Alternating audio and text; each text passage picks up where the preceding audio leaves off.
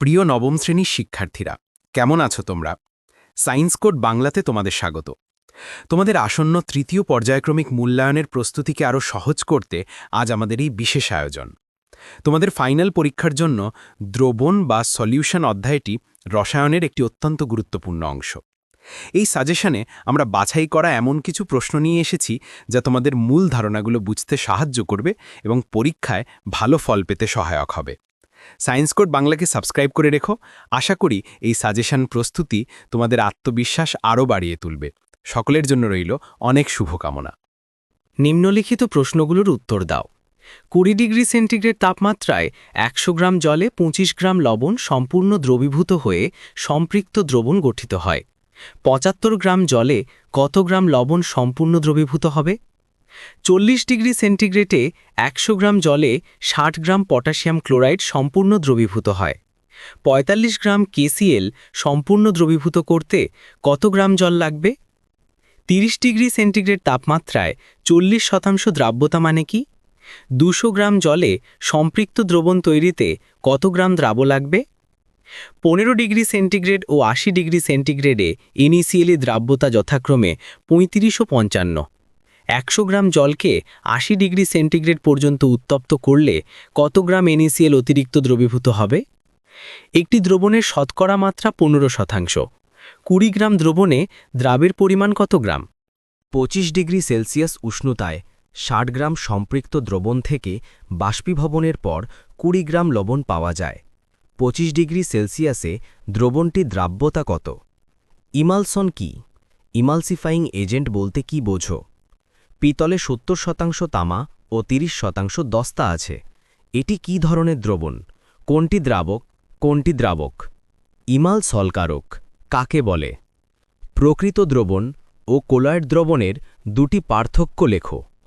50 degree Celsius উষ্ণতায় potassium নাইট্রেটের দ্রাব্যতা 90। 100 গ্রাম জলে সম্পৃক্ত দ্রবণ তৈরিতে কত গ্রাম KNO3 লাগবে? নদীর ঘোলা জল বালতিতে অনেকক্ষণ রেখে দিলেও তা কখনোই স্বচ্ছ হয় না কেন? 100 মিলিলিটার দ্রবণে 15 গ্রাম ইউরিয়া দ্রবীভূত করলে দ্রবণের শক্তি গ্রাম পার লিটার এককে প্রকাশ করো। কোলয়েডীয় দ্রবণ কাকে বলে?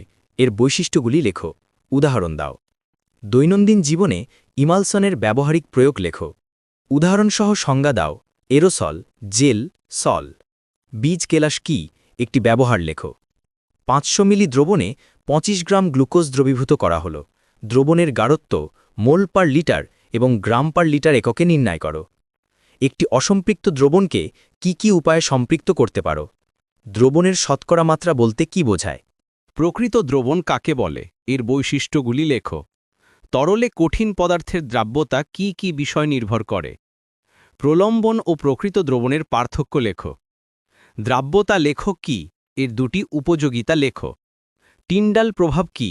এর ব্যবহারিক প্রয়োগ উল্লেখ করো। গ্লোবাল লবণের দ্রাব্যতা উষ্ণতা বৃদ্ধির সাথে কিভাবে পরিবর্তন হয়? গ্লিসারিনের দ্রাব্যতা উষ্ণতা বৃদ্ধিতে কেমন? উদাহরণ দাও। বিশুদ্ধ জল ও সমুদ্র জলে দ্রাব্যতার পার্থক্য কি? বিস্তার দশা ও বিস্তার মাধ্যম উভয়ই তরল এমন কলয়েডীয় দ্রবণকে কি বলে? আইসক্রিমে কোন সংরক্ষক কোলয়েড ব্যবহৃত হয়? দ্রাব্যতা কাকে বলে? উষ্ণতা বৃদ্ধিতে দ্রাব্যতা হ্রাস পায় এমন একটি পদার্থের নাম লেখো। বীজ কেলাসন কি? এর ব্যবহার লেখো। এই প্রশ্নগুলো ভালো করে প্র্যাকটিস করো, দেখবে ফাইনাল পরীক্ষায় সেরা রেজাল্ট হবে তোমারই। এছাড়াও প্রতিনিয়ত সমস্ত শিক্ষামূলক ভিডিও ও সাজেশনের নোটিফিকেশন সবার আগে পেতে সাবস্ক্রাইব করে রেখো science code Bangla. Brought to you by science code Bangla. বিজ্ঞান এখন পকেটে। হা হা হা হা। কেমন লাগলো আজকের ভিডিও? কমেন্ট করে জানাতে ভুলো না জানো। ফাইনালে যদি থাকে সেরা রেজাল্টের অঙ্গীকার, তাহলে আজই সায়েন্স কোড বাংলাকে সাবস্ক্রাইব করা দরকার, না হলে পরে আফসোস করবে। আজকের মতো বিদায়। Thanks for watching.